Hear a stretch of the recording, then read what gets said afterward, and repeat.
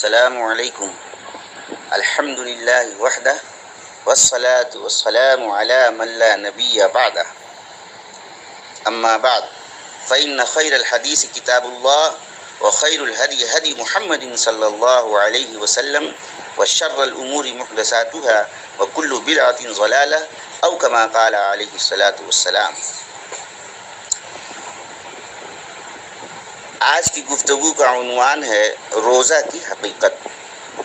روزہ کے لیے قرآن حکیم میں صبر کا بھی لفظ استعمال ہوا ہے، جس کے معنی ہے ضبط نفس، ثابت قدمی اور استقلال۔ روزے کو صبر قرار دینا روزے کے مفہوم کی وضاحت کر رہا ہے۔ یہ کہنا کہ روزہ صبر ہے، اس سے روزہ کے مفہوم پر روشنی پڑتی ہے، اور یہ ظاہر ہوتا ہے کہ اسلام کی زبان میں روزے کا کیا مفہوم ہے۔ روزہ در حقیقت نفسانی ہوا و ہوس اور بہیمی خواہشوں سے اپنے آپ کو روکنے اور حرص و ہوا کے ڈگمگا دینے والے موقعوں میں اپنے آپ کو ضابط اور ثابت قدم رکھنے کا نام ہے۔ خواہشات اور حرص و ہوا کا مظہر تین چیزیں ہیں: کھانا پینا اور مرد و زن کے جنسی تعلقات۔ ان سے ایک معینہ مدت تک رکے رہنے کا نام روزہ ہے۔ لیکن دراصل ان ظاہری خواہشوں کے ساتھ باطنی خواہشوں اور برائیوں سے دل اور زبان کو محفوظ رکھنا بھی خواص کے نزدیک روزے کی حقیقت میں داخل ہے۔ حاضرین کرام، ایک بات قابل غور ہے، اور وہ یہ ہے کہ انسان کی ضرورتوں اور اس کے اغراض و مقاصد کا جو ایک وسیع اور لامتناہی سلسلہ نظر آتا ہے، اس کی اصل حقیقت کتنی ہے؟ ہمارے دل میں آرزوؤں کا ایک ڈھیر ہے، تمناؤں کی ایک بھیڑ ہے، اور خود ساختہ ضرورتوں کا ایک انبار ہے۔ لیکن کیا خوشنما کپڑوں، عالیشان عمارتوں، لذیذ غذاؤں اور تیز رفتار سواریوں کے بغیر ہم جی نہیں سکتے؟ زر و مال اور خدم و حشم سے ہمارے کاشانے خالی ہوں تو کیا ہماری زندگی کا خاتمہ ہو جائے گا؟ بادشاہوں نے فقیروں کی زندگی بسر کی اور زندہ رہے ہیں۔ عام روایت کے مطابق ابراہیم ابن ادہم بادشاہ سے فقیر ہو گئے اور نہایت پرمسرت زندگی بسر کی۔ اس میں کوئی شک نہیں کہ ہمارے تعیش، ہمارے افراد، ہمارے تصنع اور ہمارے تکلف نے ہماری زندگی مہنگی کر دی ہے اور ہم سے فطری مسرتیں سلب کر لی ہیں، ورنہ ہم صرف پانی کے چند گھونٹ پی کر اور کھانے کے چند لقمے کھا کر زندہ رہ سکتے ہیں۔ اگر انسان کے تمام جرائم اور گناہوں کی پوری فہرست تیار کی جائے تو اس کا آخری سبب یہی ہمارا تعیش ہوگا۔ روزے سے مقصود یہ ہے کہ انسان رفتہ رفتہ اپنی ضرورتوں کا دائرہ کم کر دے۔ حضرات، مادی کثافتوں سے پاک ہونے کے لیے اکل و شرب سے ایک حد تک پرہیز ضروری ہے۔ پیغمبروں کی تاریخ میں غور کرنے سے معلوم ہوتا ہے کہ روزہ رکھنے سے پیغمبر کے دل و دماغ میں وحی الہی کا سرچشمہ موجیں مارنے لگتا ہے۔ کوہ سینا کے پرجلال پیغمبر حضرت موسیٰ علیہ السلام جب توریت لینے جاتے ہیں تو 40 شبانہ روز بھوکے اور پیاسے رہتے ہیں۔ کوہ سعیر سے مقدس آنے والے حضرت عیسیٰ علیہ السلام، اس سے پہلے کہ ان کے منہ میں انجیل گویا ہو، وہ 40 روز و شب بھوکے اور پیاسے رہے۔ اسی طرح کوہ فاران کے آتشی شرعیت والے پیغمبر حضرت محمد صلی اللہ علیہ وسلم نزول قرآن سے پہلے پورے 1 مہینے حرا نامی مکہ کے ایک غار میں ہر قسم کی عبادتوں میں مصروف رہتے ہیں، اور بالآخر اسی مہینے میں ناموس اکبر یعنی جبرائیل امین اقرأ بسم ربک الذی خلق کا مژدہ جاں فزاں لے کر نمودار ہوتے ہیں۔ یہ واقعہ کس ماہ مبارک کا تھا؟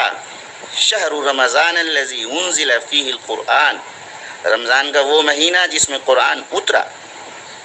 یہ کس شب اقدس کی داستان ہے؟ انا انزلناہ فی لیلۃ مبارکہ، ہم نے قرآن کو ایک برکت والی رات میں اتارا۔ اس مبارک شب کو ہم کس نام سے جانتے ہیں؟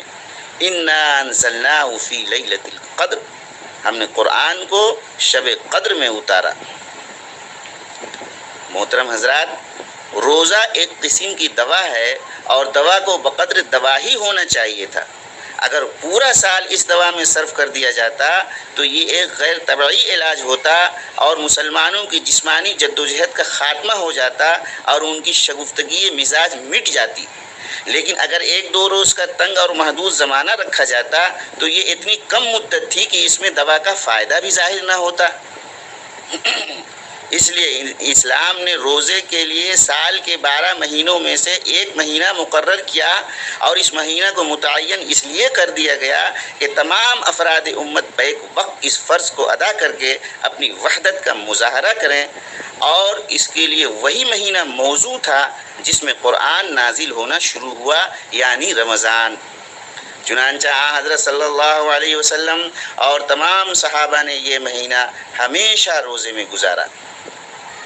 حاضرین کرام، اس سے قبل آپ نے سن لیا کہ حضرت موسیٰ علیہ السلام نے 40 روز روزہ سے بسر کیے، تب توریت کی لوحیں یعنی تختیاں ان کے سپرد ہوئیں. حضرت عیسیٰ علیہ السلام نے بھی 40 روز اسی طرح گزارے، تب حکمت کا سرچشمہ ان کی زبان اور سینے سے ابلا. محمد الرسول اللہ صلی اللہ علیہ وسلم غار حرا میں 1 مہینہ مصروف عبادت رہے. اس کے بعد فیضان الہی کا نور اس غار کے دہانہ سے طلوع ہوا. معلوم ہوا کہ روزہ کا ایک فائدہ یہ ہے کہ اس میں انبیاء کرام علیہ السلام کی تقلید اور پیروی ہے. گزشتہ امتوں نے اپنے اپنے پیغمبروں کی تقلید کے سبق کو چند ہی روز میں بھلا دیا. محمد الرسول اللہ صلی اللہ علیہ وسلم کی کروڑوں اور اربوں امت اس کو اب تک یاد رکھے ہوئے ہے اور اپنے آپ کو رسول صلی اللہ علیہ وسلم کی پیروی میں وہ بھی 1 مہینہ تک اسی طرح کھانے پینے اور دوسری نفسانی خواہشوں سے پاک رہتی اور ملکوتی زندگی بسر کرتی ہے. محترم حضرات، ذرا دیر کے لیے میں آپ کی توجہ ایک دوسرے امر کی طرف مبذول کرنا چاہتا ہوں. توجہ فرمائیے. وہ امر یہ ہے کہ اللہ تعالیٰ نے روزہ کے مقاصد اور اس کے فوائد اور اس کے مصالح پر روشنی ڈالتے ہوئے 3 جملے ارشاد فرمائے ہیں. نمبر 1 لعلکم تتقون، نمبر 2 وَلِتُكَبِّرُوا اللَّهَ عَلَى مَا هَدَاكُمْ، نمبر 3 وَلَعَلَّكُمْ تَشْكُرُونَ. تو روزوں کا ایک مقصد یہ ہے کہ تم متقی بنو، تمہارے اندر تقوی آئے. دوسرا مقصد یہ ہے کہ اللہ تعالیٰ کی ہدایت اور رہبری جیسے کارنامے پر تم ان کی بڑائی بولو، اس کی عظمت کا اظہار کرو. اور تیسرا مقصد یہ ہے کہ اللہ کے احسان پر اس کا شکریہ ادا کرو. تو روزے کا سب سے بڑا معنوی مقصد تقوی اور دل کی پرہیزگاری اور صفائی ہے. تقوی دل کی اس کیفیت کا نام ہے جس کے حاصل ہونے کے بعد دل کو گناہوں سے جھجک معلوم ہونے لگتی ہے اور نیک باتوں کی طرف اس کو بےتابانہ تڑپ ہوتی ہے. اور روزے کا مقصود یہ ہے کہ انسان کے اندر یہی کیفیت پیدا ہو. بات یہ ہے کہ گناہوں کے اکثر جذبات حیوانی قوت کی افراط سے پیدا ہوتے ہیں. روزہ ان جذبات کی شدت کو کم کر دیتا ہے. اسی لیے حضرت صلی اللہ علیہ وسلم نے ان نوجوانوں کا علاج جو اپنی مالی مجبوریوں کے سبب نکاح کرنے کی قدرت نہیں رکھتے اور ساتھ ہی اپنے نفس پر بھی قابو نہیں رکھتے، روزہ بتایا ہے. اور فرمایا ہے کہ روزہ شہوت کو توڑنے اور کم کرنے کے لیے بہترین چیز ہے. لعلکم تشکرون، توجہ فرمائیے، ولعلکم تشکرون، یعنی روزہ اللہ تعالیٰ کی اس عظیم الشان احسان کا شکریہ ہے جو اس نے اپنے پیغمبر صادق صلی اللہ علیہ وسلم کے ذریعہ انسانوں پر کیا. روزہ اسی کی احسان شناسی کا احساس ہے. وہ کتاب الہی، وہ تعلیم ربانی، وہ ہدایات روحانی جو ان ایام میں انسانوں کو عنایت ہوئیں، جنہوں نے ان کو شیطان سے فرشتہ اور ظلماتی سے نورانی بنایا، پستی و ذلت کے عمیق غار سے نکال کر ان کو اوج کمال تک پہنچایا، ان کی وحشت کو تہذیب و اخلاق سے، ان کی جہالت کو علم و معرفت سے، ان کی نادانی کو حکمت و دانائی سے اور ان کی تاریکی کو بصیرت و روشنی سے بدل دیا، جنہوں نے ان کی قسمتوں کے پاسے پلٹ دیے اور فضل و دولت اور خیر و برکت کے خزانوں سے ان کے کاشانوں کو معمور کر دیا، جنہوں نے ذرہ بے مقدار کو آفتاب اور مشک خاک کو ہمدوش سریا بنا دیا، اس ہدایت ربانی اور کتاب الہی کے عطیہ پر شکر گزاری کے لیے اس مہینہ کے دنوں میں روزہ رکھا جاتا ہے اور اس کی راتوں میں پوری کتاب کو تراویح میں پڑھا اور سنا جاتا ہے۔ اور وَلِتُكَبِّرُوا اللَّهَ عَلَىٰ مَا هَدَاكُمْ، یعنی اس کی بڑائی بولو اور اس کی عظمت کا اظہار کرو۔ تو اس کا اظہار اس طرح ہوتا ہے کہ مسلمان اس مہینے کے خاتمے پر اللہ اکبر کا ترانہ بلند کرتے ہوئے عیدگاہوں میں جاتے اور خوشی و مسرت کے ولولوں کے ساتھ عید کا دوگانہ ادا کرتے ہیں۔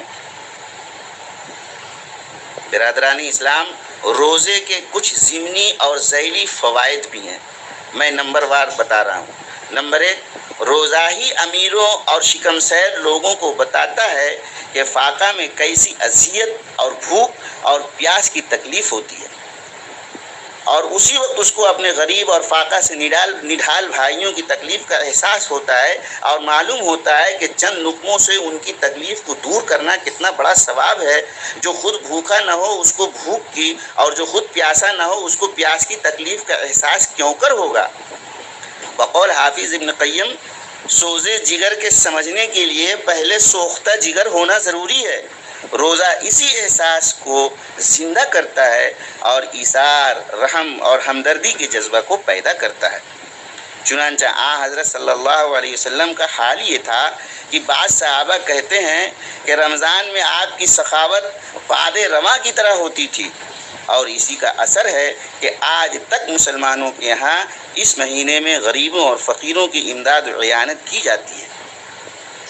عیش میں بھی تو نہ جاگے کبھی تم کیا جانو کہ شب غم کوئی کس طور سحر کرتا ہے۔ نمبر 2، انسان گو کتنا ہی ناز و نعمت کی گود میں پلا ہو اور مال و دولت سے مالا مال ہو، تاہم زمانے کا انقلاب اور زندگی کی کشمکش اس کو مجبور کرتی ہے کہ وہ اپنے جسم کو مشکلات کا عادی اور سختیوں کا خوگر بنائے۔ جہاد کے ہر متوقع میدان کے لیے بھوک اور پیاس سے اپنے آپ کو آشنا رکھنے کی ضرورت ہے۔ یہی سبب ہے کہ مسلمان مجاہد اور سپاہی میدان جنگ میں بھوک اور پیاس کی تکلیف کو جس طرح ہنسی خوشی برداشت کرتا ہے، دوسرا نہیں کرتا۔ یہ گویا ایک قسم کی جبری فوجی ورزش ہے جو ہر مسلمان کو سال میں 1 مہینہ کرائی جاتی ہے، تاکہ وہ ہر قسم کی جسمانی مشکلات کو اٹھانے کے لیے ہر وقت تیار رہے اور دنیا کی کشمکش میں سختی و محنت کا پوری طرح مقابلہ کر سکے۔ نمبر 3، جس طرح حد سے زیادہ فاقہ اور بھوک انسان کے جسم کو کمزور کر دیتی ہے، اسی طرح حد سے زیادہ کھانا انسان کے جسم کو مختلف امراض اور بیماریوں کا نشانہ بنا دیتا ہے۔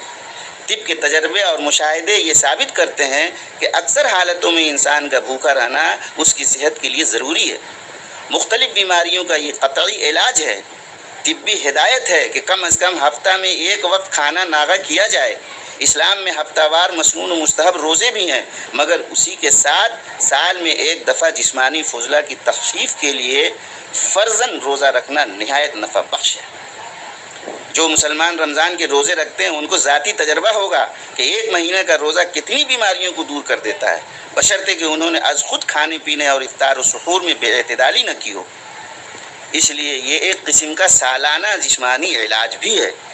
نمبر 4، انسان کی دماغی اور روحانی یکسوئی اور صفائی کے لیے مناسب فاقہ بہترین علاج ہے۔ جب انسان کا معدہ ہضم اور فطور سے خالی اور دل و دماغ تبخیر کی مصیبت سے پاک ہو تو دل و دماغ کے دریچے کھل جاتے ہیں۔ شیخ سعدی علیہ رحمہ فرماتے ہیں، اندرون خود را خالی دار تا درون نور معرفت بینی، یعنی نور معرفت حاصل کرنا چاہتے ہو تو اندر کے حصہ کو خالی رکھو۔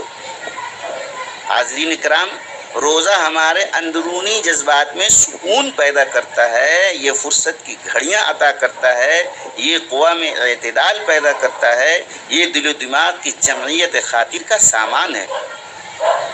روزہ ہمارے غور و فکر، اپنے اعمال کے محاسبے، اپنے کاموں کے انجام پر نظر، اپنے کیے پر ندامت اور پشیمانی اور خدا تعالیٰ کی باز پرس سے ڈر کے لیے بہت موزوں ہے۔ روزہ گناہوں سے توبہ اور ندامت کے احساس کے لیے فطری اور طبعی ماحول پیدا کرتا ہے۔ روزہ نیکی اور نیک کاموں کے لیے ہمارے وجدانی ذوق و شوق کو ابھارتا ہے۔ یہی سبب ہے کہ رمضان کا زمانہ تمام تر عبادتوں اور نیکیوں کے لیے مخصوص کیا گیا ہے۔ اس میں تراویح ہے، اس میں زکوٰۃ کا نکالنا مستحب ہے، اس میں اعتکاف ہے، اس میں خیرات کرنا سب سے بہتر ہے۔ حضرت ابن عباس رضی اللہ تعالیٰ عنہما کہتے ہیں کہ حضرت صلی اللہ تعالیٰ علیہ وسلم کی فیاضی گویا سدا بہار تھی، لیکن رمضان کے موسم میں وہ تیز ہواؤں سے بھی زیادہ تیز ہو جاتی تھی۔ عزیزان گرامی، رمضان کا مہینہ اللہ کی برکھا رت ہے۔ اس مہینے میں اللہ کی رحمت کی بارش ہوتی ہے۔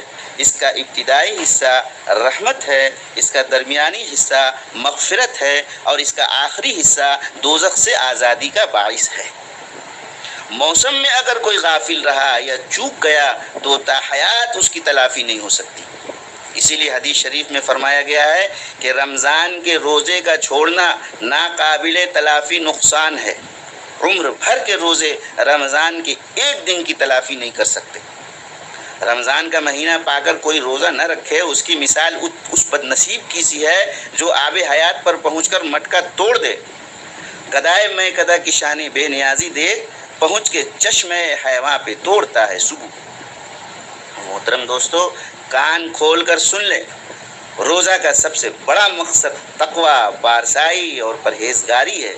اس میں آنکھ، کان، دل و دماغ کی حفاظت بے حد ضروری ہے۔ اگر آنکھ نے وہ چیز دیکھی جو اسے نہیں دیکھنی چاہیے تھی، اور کانوں نے وہ باتیں سنی جو انہیں نہیں سننی چاہیے تھیں، اور دل و دماغ نے وہ منصوبے بنائے جو انہیں نہیں بنانے چاہیے تھے، اور زبان نے وہ بات کہی جو اسے نہیں کہنی چاہیے تھی، تو روزہ ناقص ہو گیا۔ اور سفیان ثوری رحمۃ اللہ علیہ کے نزدیک روزہ ٹوٹ گیا۔ وہ فرماتے ہیں کہ جس طرح کھانے پینے سے روزہ ٹوٹ جاتا ہے، گناہ سے بھی روزہ ٹوٹ جاتا ہے۔ حدیث شریف میں ہے کہ روزہ اس وقت تک سپر ہے جب تک کہ اس میں سوراخ نہ کر دو۔ صاحب اکرام نے دریافت کیا، یا رسول اللہ، اس میں سوراخ کس چیز سے ہو جاتا ہے؟ فرمایا جھوٹ اور غیبت سے۔ تو محترم حضرات، میں اب بات کو مختصر کرتا ہوں اور سلسلہ کلام ختم کر رہا ہوں، اور آپ سے امید رکھتا ہوں کہ آپ ماہ صیام کا بھی احترام کریں گے اور صیام کا بھی۔ ماہ صیام کا احترام یہ ہے کہ اس میں روزے رکھے جائیں، اور صیام کا احترام یہ ہے کہ قلب و نظر، چشم و گوش، زبان و دہن کی حفاظت کی جائے۔ اللہ تعالی ہمیں اس کی توفیق بخشے، آمین۔ علامہ اقبال فرماتے ہیں، روزہ بر جوع عطش خوں زند، خیبر تن پروری را بشکنت۔ روزہ بھوک اور پیاس پر شبخون مارتا ہے، تن پروری اور تن آسانی کی قلعے کو توڑ دیتا ہے۔ وآخر دعوانا الحمدللہ رب العالمین۔